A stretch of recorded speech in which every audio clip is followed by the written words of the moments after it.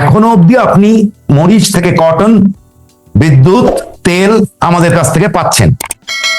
এই একই জিনিসগুলো যে মুহূর্তে আমাদের দিক থেকে যাবে না, যদি 1 মাস কেন 15 দিন বন্ধ হয়, 15 দিন, কেমন বাংলাদেশে হাহাকার পড়ে যাবে।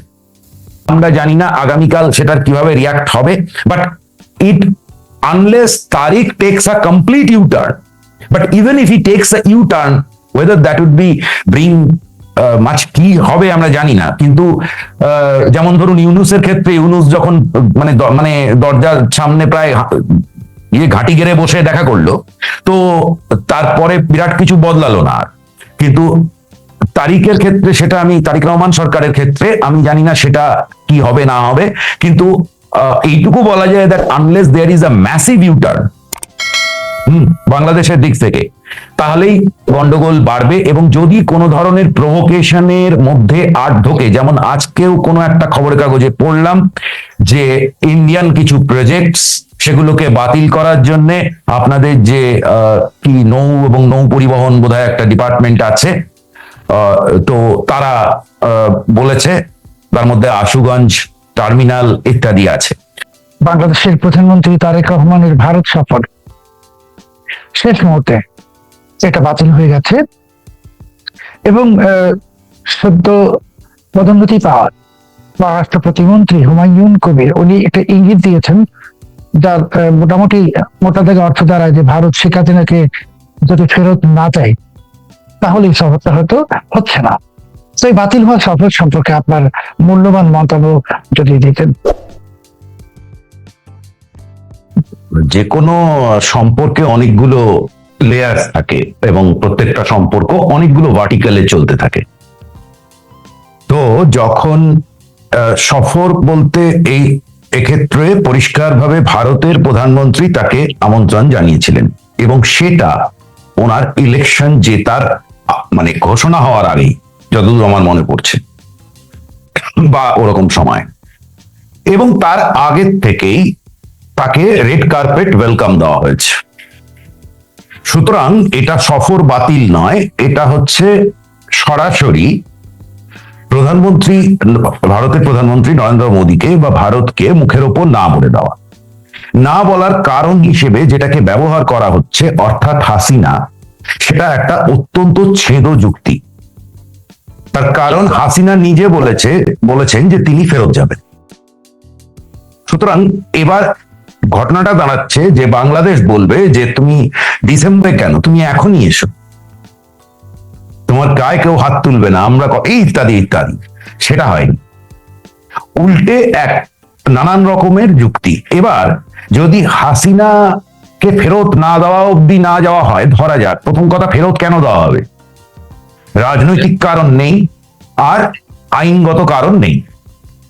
কেউ চাইলেই আমি যা চাইবো এটা তো মোয়া বললেই হবে না। আমাদের সঙ্গে আমেরিকার অনেক জিনিস আছে, যেখানে আমরা কোনো ইউকের সঙ্গে আছে, আমরা কাউকে চাইছি ফাইন্যান্সিয়াল ক্রাইমের জন্য, তাদেরকে পেতে আমাদের দিন কেটে যায়। নাম হচ্ছে আপনার বিজয় মালিয়া আছেন, কেমন, তারপরে যিনি এই আইপিএল করেছিলেন, আমি মোদি যেন, তো তার নাম নীরব মোদি বলে আরেকজন, তাকে বোধহয় ইদানিং ফেরত পেয়েছে। এরকম নানান রকমের লোক আছে যাদের ফেরত পেতে আমাদের ঘাম ছুটে যায়। ঘাম ছোটে কারণ এগুলো পরিষ্কার লিগাল প্রসেসের ভেতর দিয়ে আসে, যদিও এগুলো pure and simple financial crime. এরপরে আসছে তো এই ধরনের জিনিস যেটা ট্রিটির মধ্যেই নেই, পলিটিক্যাল অ্যাসাইলাম, এবং সেটাও আবার তার দেশের সেনাবাহিনী এসে দিয়ে গেছে, একেবারে মানে দিয়ে গেছে তার প্রাণ বাঁচাবার জন্য। এর সঙ্গে ট্রিটির কোনো যোগাযোগই নেই। সেটা বাংলাদেশের লোকের, বাংলাদেশের যারা চালাচ্ছে তারা খুব ভালো করে জানে, তারা কিছু ছেদ যুক্তি দিচ্ছে। ঘটনা হচ্ছে যে এই একই গল্প, প্রায় একই গল্প ইউনুস শুরু করেছিলেন, কেমন, যে হাসিনা কথা বলতে পারবে না, হাসিনা হ্যান করতে পারবে না, হাসিনা ওই করছে কেন, হাসিনা সেই করছে কেন, সকাল বিকেল রাত হাসিনা হাসিনা হাসিনা চলতো। এবং শেষ অবধি যেটা হলো, এবং ভারতের সম্পর্কে অনেক তোপ দাগাদাগি করে তারপরে যেটা হলো যে প্রায় গেট ক্র্যাশ করে মোদির সঙ্গে দেখা করলো ব্যাংককে গিয়ে একটা সাইড লাইনে। তো এই হচ্ছে অতীত, তার উপর দাঁড়িয়ে হঠাৎ করে এখন যদি এটা হাসিনাকে ফেরত না দিলে না হওয়ার ছিল, তাহলে ওটা প্রথমেই বলা যেত যে না, আমাদের হাসিনাকে ফেরত না দিলে আমরা যাব না। তাহলে এইভাবে এত নাটক করার কি ছিল? আমি নাটক শব্দটা খুব বুঝে শুনে ব্যবহার করলাম। তার কারণ যেটা ঘটেছে সেটা সোজা সহজ ভাষায় অসভ্যতা। ডিপ্লোমেসির অনেক লেভেলস থাকে, এবং যখন দুজন লিডারের ভেতর হয় সেটা খুবই পলিটিক্যাল হয়, এবং সেখানে পার্সোনাল টাচ থাকে, এবং আজকালকার ডিপ্লোমেসিতে এই পার্সোনাল টাচ গুলো খুব বেড়ে গেছে। যেখানে পুতিন মোদিকে গাড়ি চালিয়ে নিয়ে যান, আরো অনেকে, এটা আজকাল ভীষণ কমন হয়ে গেছে। তো এই ট্রাম্প ভারতকে একদিকে ভারতের সঙ্গে চলছে দরাদরি ট্যারিফ নিয়ে, রোজ একটা করে অমুক বার করে তমুক বার করে, কিন্তু আবার অন্যদিকে কথা যখন বলবে Modi is a good man, is my friend. হ্যাঁ, তো এই জাতীয় এই যে পার্সোনাল স্পেসটা এরা খুলে রাখে, কারণ এটা যখনই এদের দরকার পড়ে তখন এরা এই পার্সোনাল স্পেসটাকে লিভারেজ করে, অনেক কিছু মিটিয়ে নেয় নিজেদের ভেতর। তো তো এই ক্ষেত্রে যেটা ঘটেছে সেটা হচ্ছে বাংলাদেশ দরাম করে প্রায় দরজাটাই বন্ধ। এবং এক্ষেত্রে সব থেকে গন্ডগোলের যেটা ঘটেছে, আপনি যে নাম করলেন হুমায়ুন কবির, এই হুমায়ুন কবিরের নানান বক্তব্য এবং পররাষ্ট্র মন্ত্রকের সব মিলিয়ে নানান রকমের মন্তব্য, যার লেজা মুড়ো কেউ খুঁজে পাবে না। কোনোদিন বলা হচ্ছে এই 3টে কন্ডিশন আছে, আপনি এখন একটা কন্ডিশন বললেন। তো এই নিজেরাই কন্ডিশন সেট করে, নিজেরাই কন্ডিশন রাখে না, নিজেরাই আবার বলে যে কোনো দিন হতে পারে। আচ্ছা, আমি অবাক হয়ে যাই, একটা সরকার কিভাবে এভাবে কথা বলে, যে কোনো দিনই হতে পারে, কিভাবে যে কোনো দিন? এটা কোনো লিডার সামিট কখনো যে কোনো দিন হয় নাকি? লিডার সামিট তো অনেক কিছু শিডিউলিং এর উপর হয়, অনেক কিছু চিন্তার উপর, অনেক কিছু থাকে সেই টাইমিং এর সঙ্গে। বাংলাদেশের লিডার কখনো ব্রিক্স এর সামিটে সে যাবে না, সাইডলাইন নিয়ে কথা বলবে না, বলেছে। কি হবে আমি জানি না, কারণ এদেশের কোনো পররাষ্ট্রনীতির মাথা মুড়ো কোনো কিছু আমি খুঁজে পাবো না একটা জিনিস ছাড়া, সেটা হচ্ছে যে কোনো উপায়ে ভারতের বিরোধিতা করতে হবে, পাকিস্তানের সঙ্গে যেতে হবে। এই একটা মোটামুটি ইমপ্রেশন দেখা যাচ্ছে। আপনি যেটা এই মাত্র উল্লেখ করলেন যে ডিপ্লোমেসিতে একটা ডিফেন্সিবল একটা শব্দ আছে, যে মার্কিন যুক্তরাষ্ট্রের সাথে চীনের রীতিমতো ঠান্ডা যুদ্ধ চলছে। এই ঠান্ডা যুদ্ধের মধ্যেও তো ডোনাল্ড ট্রাম্প চীন সফর করেছেন। উনি তো চীন সফরের আগে এমন করে শর্ত দিয়ে দেননি শি জিনপিংকে যে তুমি রাশিয়ার সঙ্গে এটা করতে পারবে না, তুমি ইরানের সঙ্গে সেটা করতে পারবে না। সফর করেছেন, সফর করলে স্পেস ক্রিয়েট হয়। তো আপনি এইমাত্র বললেন যে এই সফরটা নিয়ে যে এক ধরনের, আমার ভাষায়, ফাজলামো করা হলো, এতে ভারতের মাননীয় প্রধানমন্ত্রী এই নরেন্দ্র মোদীকে এবং ভারতের জনগণকে অসম্মান করা হলো। তো এই অসম্মান করার কারণে বাংলাদেশ ভারত সম্পর্কে, মানে আমি বাংলাদেশ ভারত শব্দটা বলবো না, বিএনপি ভারত সম্পর্কে টানাপোড়েন সৃষ্টি হয়ে গেল। এই টানাপোড়েনের আসলে লাভটা কার হচ্ছে? লাভ একমাত্র বাংলাদেশের ভেতর একটা জিওগ্রাফি, যার ভেতর একদল মানুষ দেশ চায়, একদল মানুষ দেশ চায় না, এরকম ধরনের একটা পরিস্থিতি আছে। তো এই যে দল চায় না, যে দল পাকিস্তান, যে দল তার জায়গায় তার আরো অনেক রকম মাথার মধ্যে জিনিস আছে, তাদের লাভ হলো, তারা এটাই খুঁজছে। আর লাভ হলো হচ্ছে পাকিস্তানের, তার একটাই কাজ, তার একটা পরিষ্কার ফরেন পলিসি আছে, সেটা হচ্ছে যে সে অ্যান্টি ইন্ডিয়া, এটার উপর সে চলে। তো এইখানে কিছু খুঁজলে গেল। এখন পাকিস্তান হচ্ছে একটা, আপনি জানেন যে পাকিস্তানের একটা অদ্ভুত অত্যাশ্চর্য একটা দেশ, যার একদিকে সেনাবাহিনী, একদিকে নিউক্লিয়ার, একদিকে অমুক, আবার আপনি ইসলামাবাদের ছবি দেখলে মনে হবে বিদেশের মতো, খুব সুন্দর, অথচ সারা দেশটা জ্বলছে চারপাশটা, এবং একই সঙ্গে তার বাকি সমস্ত প্যারামিটার, তার অর্থনীতি বলে কিছু নেই। যখন 23 বার IMF বেল আউট দিয়েছে, ওই বেল আউট যখন আসে তখন ইম্পোর্ট করে, অর্থনীতি খুব সুন্দর লাগে, আবার তারপরে সবাই শুদ্ধ শুয়ে পড়ে। 30%, 40% ইনফ্লেশন, সাধারণ মানুষের জীবনযাত্রার মধ্যে কিছু নেই, কিছু মানুষ ভোগ করে, বাকি পুরো দেশটার উপর মাথায় পা রেখে। এখন এই যে নষ্টামিগুলো হচ্ছে, এর ফলশ্রুতি যেটা হবে সেটা হচ্ছে পাকিস্তান তার অর্থনীতি গত 30 বছরে তুলে দিয়েছে। কিন্তু বাংলাদেশ গত দশকে তারা অর্থনীতিটা বানিয়েছিল, 5 গুণ বেড়েছে। 2010 থেকে 2022-এর ভেতর তার জিডিপি বেড়েছে 5 গুণ, তার এক্সপোর্ট বেড়েছে মাল্টিপল টাইমস, ওরকমই 4-5 গুণ করে সব বেড়েছে। তো এই যে এই এত বড় একটা ঘটনা তার যে হয়েছে, একদিকে তার মানে এক ধরনের মানুষ, একটা বড় সংখ্যক মানুষ, হয়তো বেশিরভাগ মানুষ, তারা এখন আমার দেশের মানুষের মতনই, তারা কিন্তু ভালো জীবন চায়, আরো রোজগার চায়, ভালো জীবন চায়, ইত্যাদি ইত্যাদি, ইলেকট্রিসিটি চায়, গ্যাস চায়, যেমন চাওয়ার কথা, রাস্তা চায় সুন্দর। কিন্তু এই যে ডামাডোলটা হচ্ছে, এর এন্ড রেজাল্ট হবে হচ্ছে অর্থনীতিতে। এবং বাংলাদেশের অর্থনীতিটা দেখুন, জুলাই, আমরা সবাই জানি জুলাই 2022 থেকে বাংলাদেশের অর্থনৈতিক ডামাডোল শুরু হয়েছে এবং হাসিনার সময় অবধি চলছে। তার সব কাজ ঠিক ছিল না, কিন্তু সে একটা ইকোনমিটাকে রেখে যাওয়ার চেষ্টা করছিল, ফায়ার ফাইটিং এর একটা চেষ্টা করছিল।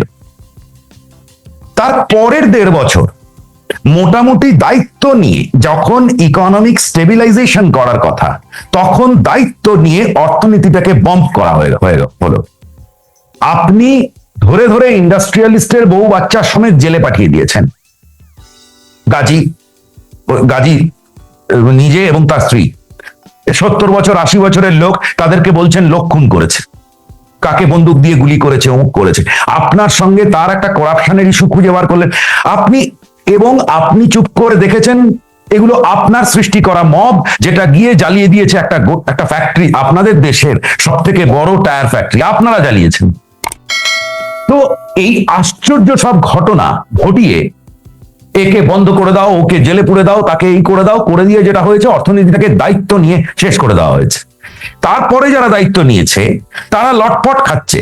জানুয়ারি মার্চ জিডিপি গ্রোথ 2.2%, যারা দেশ চালাচ্ছে তাদের প্রাথমিক এখন মাথায় ঘা। তারপরে ঘটেছে হচ্ছে ইরান যুদ্ধ। আপনি বুঝতে পারছেন, আমরা তো ডেটাই নেই বাংলাদেশের, আপনি জানেনই না যে আপনার অর্থনীতি এখন শ্রিঙ্ক করছে কিনা। করার কথা, কিন্তু ইন্ডিকেশন বলে করার কথা। একটা রিপোর্টে পড়লাম 900টা ফ্যাক্টরি বন্ধ, আপনাদের 4000 ফ্যাক্টরি আছে, কত পার্সেন্ট হয়? 20%-এর ওপর, 22% ফ্যাক্টরি বন্ধ। কি বিশাল ইম্প্যাক্ট অন এমপ্লয়মেন্ট। বাকি অনেক কিছু তো একটা জেনারেল কারণে ঘটছে, সেটা তো আমি মেনে নিচ্ছি, আমাদের দেশেও আজ ইরান ওয়ারের ইম্প্যাক্ট আছে, হ্যান আছে, ত্যান আছে, সেটা তো থাকবেই। কিন্তু আপনার যখন অর্থনীতি বাঁচাবার কথা, এবং আপনার পাশের দেশ শুধু না, বাংলাদেশের গোটা ন্যারেটিভ ইজ রং। তারা কেউ বলে না যে বাংলাদেশে, এখন ন্যারেটিভ দেখলে মনে হয় যে বাংলাদেশ ভারতে করেছে, ভারত কিছু করেনি। এক রামপাল বিদ্যুৎ কেন্দ্রে $1.5 বিলিয়ন বিলো লাইবার রেটের লোন আছে, যেটা আমাদের এক্সিম ব্যাংক দিয়েছে এবং তাকে সভরেন গ্যারান্টি দিয়েছে ভারতীয় সরকার। শুধু একটা প্রজেক্ট বললাম আমি, কমসে কম $5-6 বিলিয়ন আমাদের টাকা ওখানে আছে। কেমন?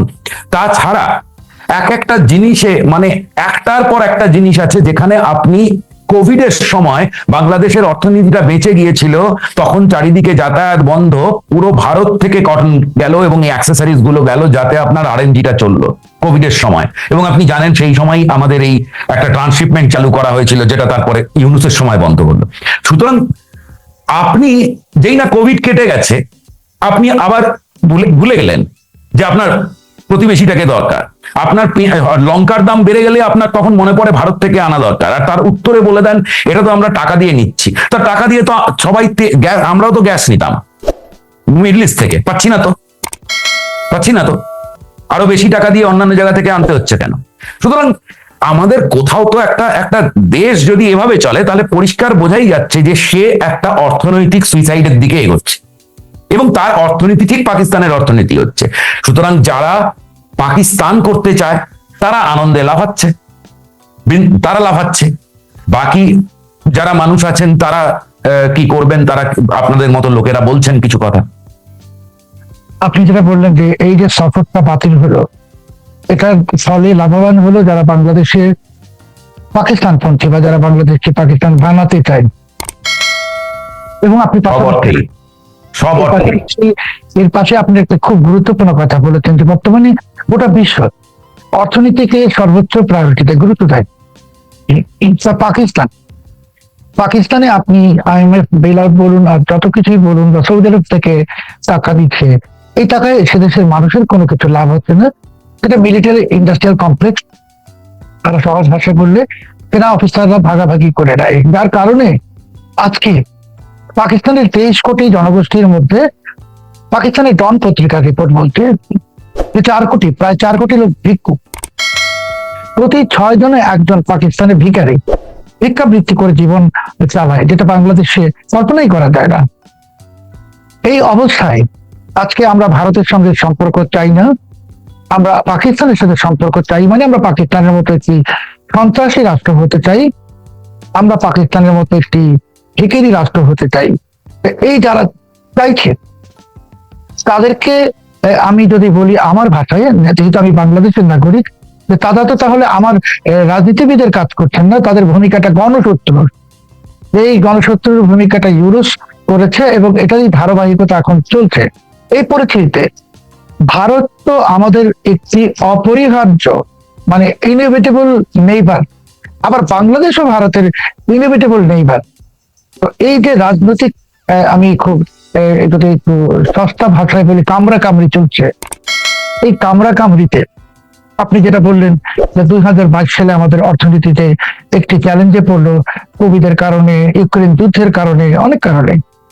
তো এখন তার আমার ইকোনমি চ্যালেঞ্জে না, এখন আমার ইকোনমি ধ্বংস হচ্ছে, ধ্বংসের দিকে ধাবিত হচ্ছে দ্রুত। একটা কারখানা গত 2 বছরে স্থাপিত হয়নি, শত শত বন্ধ হয়ে গেছে। এবং আপনি যেটা বললেন যে আমরা টাকা দিয়ে লঙ্কা কিনি ভারত থেকে বা জিনিস কিনি, তো কিন্তু আমার তো 2 দিন পর টাকা থাকবে না, তখন তো আমার পাকিস্তানের মতো ভিক্ষুকের হাত পাততে হবে এখানে সেখানে। এবং সেই ভিক্ষুকের হাত যখন পাততে শুরু করব, তখন তো সেই প্রতিযোগিতায়, মানে যাদের কাছে পাতবো, সৌদি আরব বা আরব বিশ্ব, মুসলিম বিশ্ব, তাদের কাছে পাকিস্তান তো বাংলাদেশের চাইতে অনেক বেশি প্রিয়, কারণ তারা তো 71-এ আমাদের মুক্তিযুদ্ধকেও সমর্থন করেনি পাকিস্তানের কারণে। মুক্তিযুদ্ধকে সমর্থন করেছিল ভারত, মুক্তিযুদ্ধকে সমর্থন করেছিল সোভিয়েত ইউনিয়ন। এই পরিস্থিতিতে জাতি হিসেবে, মানে আমরা যেহেতু একই ভাষায় কথা বলি, বাঙালি আপনিও আমরাও, আসলে আপনি একজন অর্থনৈতিক বিশেষজ্ঞ হিসেবেও বাংলাদেশের রাজনীতির ভবিষ্যৎ, বাংলাদেশের অর্থনীতির ভবিষ্যৎ কিভাবে দেখছেন? 1 নম্বর প্রশ্ন। 2 নম্বর প্রশ্ন হলো যে ওনারা যে এখন ভারত বাংলাদেশ সম্পর্কটাকে, মানে সম্ভাবনাটাকে একটা পয়েন্ট অফ নো রিটার্নে নিয়ে গেছেন, যে হাসিনাকে দাও, না হলে কিছু হবে না। তাহলে এখানে তো একটা পয়েন্ট অফ নো রিটার্ন, এখান থেকে তারেক রহমানেরও ব্যাক করার সুযোগ নেই। আর যারা তারেক রহমানকে এই বুদ্ধি দিচ্ছে, তারা প্রত্যেকেই বিদেশি পাসপোর্টধারী, এমনকি হুমায়ুন কবির নিজেও ব্রিটিশ পাসপোর্টধারী, আমার কাছে প্রমাণ আছে, সেই প্রমাণের ভিত্তিতে এখন বলছি। তাহলে এই বিদেশি পাসপোর্টধারীরা তারা তো লুটপাট করছে বাংলাদেশে, সন্দেহ নাই। তারা কি আমাদেরকে একদম অকুল সাগরে ডুবিয়ে দিয়ে তারপর দেশটাকে গোরস্থান বানিয়ে আসলে যার যার জায়গায় চলে যাওয়ার এই ব্লু প্রিন্ট, এই নীল নকশা যেটা ইউনুসের ছিল, এটাকে বাস্তবায়নের দিকে নিয়ে যাচ্ছে? দেখুন, এই মানে ওয়াইডার যে কনক্লুশন গুলো আপনি বলছেন, আপনার সঙ্গে অনেক দিকে এগুলো কে বুঝে করছে, কে না বুঝে করছে, এখানে অনেক কিছু বিষয় আছে। মোটামুটি ভাবে যেটা ঘটেছে, আমার যেটা মনে হয় যে কিছু লোক, দেখুন, লিডার আর ব্রোকারের মধ্যে একটা তফাৎ আছে। কেমন? আপনি পাওয়ারে বসে যেতে পারেন, ধরুন আমাকে আগামীকাল ভারতবর্ষের সব থেকে বড় কোম্পানিটার এমডি করে দেওয়া হলো, কেমন, কিন্তু আমার সেই যোগ্যতা নেই। তাহলে কি হবে? আমি ধরুন বাজারে একটা ছোট দোকান চালাতাম, আমি ওইভাবে যদি অত বড় একটা কোম্পানিকে দেখতে যাই, তাহলে আমি মানে সুনির্দিষ্টভাবেই তার সত্যানাশ করে ছেড়ে দেবো। তো ঠিক একই আমার ধারণা ঘটেছে বাংলাদেশে। এমন আমি মনে করব না যে কেউ কারো ব্লুপ্রিন্ট নিয়ে এসেছিল যে এদেরকে ধ্বংস করে দিতে হবে, দেশটাকে তুলে দিতে হবে, করে পাকিস্তানের হাতে করে নিতে হবে, এইভাবে করতে হবে। আমার ধারণা তাদের একটা ন্যারো পলিটিক্যাল গোল ছিল, হাসিনাকে আর আওয়ামী লীগকে শেষ করে দিতে হবে। কেমন? আমি ইউনুস সরকারের কথা বলছি। ইউনুসের এই গোলটা ছিল, সে কবে থেকে সেই -2 থেকে সেই এই চলছে এদের। তো বাংলাদেশের একটা দুর্ভাগ্য, হাসিনা খালেদা, তারপরে হয়ে গেল হাসিনা ইউনুস। হ্যাঁ, তো এখানে কেউ লিডার নয়, এরা মানে ইউনুস লিডার হয় নয়, কিন্তু ইউনুস ক্ষমতা পেয়েছে, ক্ষমতা নিয়েছে, ক্ষমতা চেটে ফুটে খেয়ে নিয়েছে। এবং সে যেহেতু লিডার নয়, তাই জন্যে সে একটা স্টেটসম্যানশিপ নেই তার ভেতর, তাই জন্য সে যেটা করেছে দেশটাকে বেঁচেছে, তাতে সহজে কিছু হাততালি পেয়েছে সে। কিন্তু এই বেচার যে রাস্তাগুলো, যারা যে কোয়ার্টারগুলো এই বেচাটাতে খুশি হবে, তারা সে কারণেই ইউনুসকে দারুণ পছন্দ করেছে। ইউনুসকে আপনি তো জানেন, কারা বলতো যে উনি নাকি 50 বছর থাকুন, উনি 5 বছর থাকুন, উনি যতদিন ইচ্ছে থাকবেন, এই সমস্ত কথাবার্তা হতো। এবং ইউনুস সাহেব নিজেও ওটা বলতে শুনতে খুব ভালোবাসতেন, নিজেও বলেছেন কয়েকবার। সো মূলত এইটাই ঘটনা। যেমন আমি আবারও মনে করিয়ে দিচ্ছি যে হাসিনা যখন 2024-এ হাসিনার বিরুদ্ধে যখন প্রতিবাদ হয়, এমন প্রতিবাদের কারণ ছিল, কিন্তু এটা নিঃসন্দেহে ছিল। কিন্তু প্রতিবাদটাকে কারা হাইজ্যাক করে, কারা এই গ্রাউন্ডটাকে ব্যবহার করেছে, সেটা আমরা আজকে দেখতে পাচ্ছি, যখন ইউএনএসসি-তে বাংলাদেশে আল কায়েদার সেল হওয়ার কথা উঠে আসছে। কেমন? তো এইভাবেই যোগগুলো হয়। আপনি কখন কোথায়, একটা স্টেটসম্যান সে সেই কাজটা করে না কখনো, সে কখনো এভাবে বিক্রি করে দেয় না দেশকে। তো ব্যাক টু দ্য টপিক, আপনি যেটা ঘটছে সেটা খুব সিম্পল। দেখুন, এটা তো বুঝতে কিছু লাগে না, এটা তো কমন সেন্স। আপনি আপনার এই সমস্ত এই যে কি নানান কথা, বাংলাদেশ ফার্স্ট, হ্যান ত্যান, আরো ইউনুস একগাদা জার্গন শিখিয়ে গেছে। তো ডিপ্লোমেসির মূল কথাই তো তাই, যে ফার্স্ট আপনি নেগোশিয়েট করবেন। এই তো আমি আর আপনি ব্যবসা করছি, আমরা এই জিনিসটা, আমি আপনাকে একটা জিনিস বেচতে চাইছি, আপনি আমাকে বলবেন না দাদা এইটা তো ঠিক নয়, এটা তাহলে তাহলে এইটার থেকে আমাকে এই দিন, ওই ছাড় দিন, ওই দিন, এই তো আপনি কোন জিনিস নেগোশিয়েট করছেন নাকি? আপনি ভেবে দেখুন, Hasina Bharat, Russia, Japan, China, USA, 5খানা পাওয়ারের ভেতর সে কিন্তু দেশকে চালিয়েছে। কেমন? ভালো চালাক, মন্দ চালাক, আপনি তাকে যা খুশি ক্রিটিসাইজ করুন, that is not the point. Point is যে সে, সবাই হাসিনার এগেনস্টে প্রচার হচ্ছে, হাসিনা ভারত, বাংলাদেশের স্বার্থ ভারতের কাছে বেচে দিয়েছে। অথচ ওই হাসিনা ভারতের এগেনস্টে প্রথম চাইনিজ কার্ড খেলেছে তিস্তায় নিয়ে। কেমন করেছে তো সে? তো আর আমি একটা উদাহরণ দিলাম। এখন সুতরাং ব্যালেন্স, আমি যদি বাংলাদেশের দিক থেকে দেখি, তাহলে সে কিন্তু বেশি স্বাধীন পররাষ্ট্রনীতি নিয়ে চলছিল।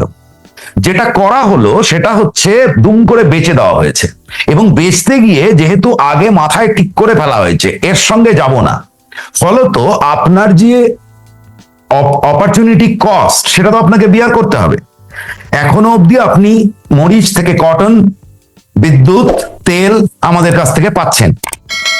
এই একই জিনিসগুলো যে মুহূর্তে আমাদের দিক থেকে যাবে না, যদি 1 মাস কেন 15 দিন বন্ধ হয়, 15 দিন, কেমন বাংলাদেশে হাহাকার পড়ে যাবে।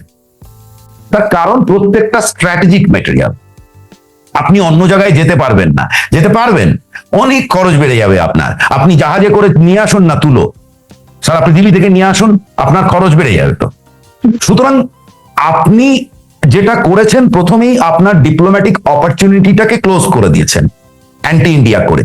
তার উপর হয়েছে কি, আপনার যে প্রাইমারি একটা সুতো, ট্রাস্টের অন্তত একটা সুতো থাকা দরকার, লিডার লেভেল সুতো। কেমন মানে দেশ পররাষ্ট্র নীতিতে তো আদতে কি হবে, আপনার সঙ্গে আমার অনেক তফাৎ থাকতে পারে, কিন্তু আমরা কথা বলে যাব, এটা হচ্ছে প্রাইমারি নিয়ম। আমরা কখনো সুতোটা কেটে দেব না। তা বাংলাদেশ, আনলেস আমি তাকে শত্রু বানাতে চাই। তো বাংলাদেশ যেটা করলো, এই যে তারেক রহমানের সঙ্গে প্রধানমন্ত্রী মোদীর যে পার্সোনাল কানেক্টটা থাকা উচিত ছিল, সেই কানেক্টটা সেখানে বিগড়ে দিল কিভাবে? এক তো মোদী লিডার, সুতরাং সে তো আর ভাষা দিয়ে প্রকাশ করবে না যে আমার খুব দুঃখ লেগেছে, আমার কান্না পেয়েছে, এসব তো বলবে না। মোদী, আপনি ভাবুন, মোদীর ওপর আমাদের দেশের চাপ বাড়বে। তো এটা জাস্ট আপনাকে আমি বলছি, it will be a matter of time. আপনি দেখবেন আমাদের এখানেই কংগ্রেস বা কোনো অপোজিশন থেকে এইসব একটা, তারা তাদের স্বার্থ দেখবে রাজনৈতিক স্বার্থ, যে কি হলো বাংলাদেশও তো তোমাকে পাত্তা দিচ্ছে না, কেমন? কারণ দেখুন আরএসএস এর ভেতর থেকেই কথাটা উঠেছে যে অতিরিক্ত হয়ে যাচ্ছে, ইন্ডিয়া একেবারে যেন মাথা টাথা নুইয়ে তারেকের পায়ে গিয়ে পড়ছে। So this is wire the problem is, যে এরপরে ধরা যাক আপনি এই যে ওপরে যে সমস্ত কথা পররাষ্ট্র নীতির নামে যে সমস্ত ওখান থেকে যে হম্বিতম্বি গুলো করলেন, ধরে নেওয়া দিচ্ছি ওগুলো আপনি আপনার ডোমেস্টিক পলিটিক্স এর জন্য করেছেন, ফেয়ার।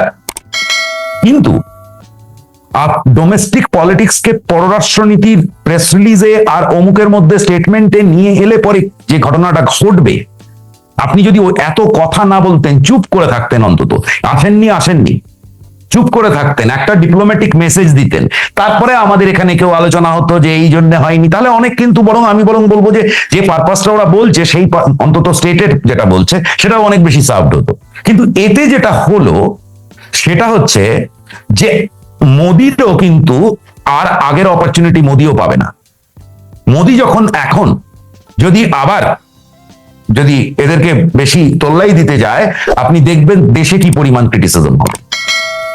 সুতরাং অপরচুনিটিটা কমে গেল, আরো প্রথমেই অপরচুনিটি কম ছিল, তার উপর আরো অপরচুনিটি কমিয়ে দেওয়া হলো নেগোসিয়েশনের জায়গার।